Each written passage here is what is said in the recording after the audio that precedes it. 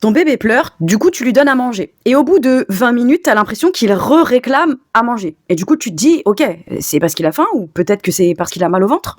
Déjà, si tu te poses cette question, sache que t'es absolument pas la seule et que vous êtes plusieurs à vous poser exactement la même question. Il y a des bébés qui boivent pas seulement parce qu'ils ont faim, mais parce que finalement, ça les soulage. C'est souvent le cas d'ailleurs des bébés reflux.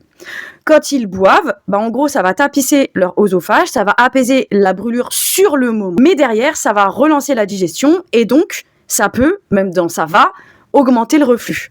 Résultat, c'est un cercle vicieux finalement. Il boit, ça le soulage, ça lui fait mal après, il reboit, etc., etc. Du coup, qu'est-ce que tu vas pouvoir vraiment observer? Ça va être un bébé qui réclame très souvent, mais par contre qui boit un petit peu à chaque fois. Il boit pas beaucoup.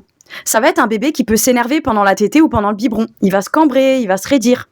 Il pleure, surtout quand il est en position allongée. Du coup, il va tout le temps demander à être dans les bras pour être verticalisé. Il régurgite, mais pas toujours en grande quantité. Des fois, en fait, t'as l'impression qu'il ravale quelque chose. Tu comprends pas, il a l'air de mâchouiller un chewing-gum, mais en réalité, ça fait plusieurs heures qu'il a mangé. Ça va être un bébé qui a une haleine quand même assez forte, avec une espèce d'odeur de lait acide. Et puis, il peut avoir un sommeil agité avec des micro-réveils assez fréquents. Tout ça, ça peut être les signes, justement, qu'il y a un reflux qui potentiellement passe inaperçu.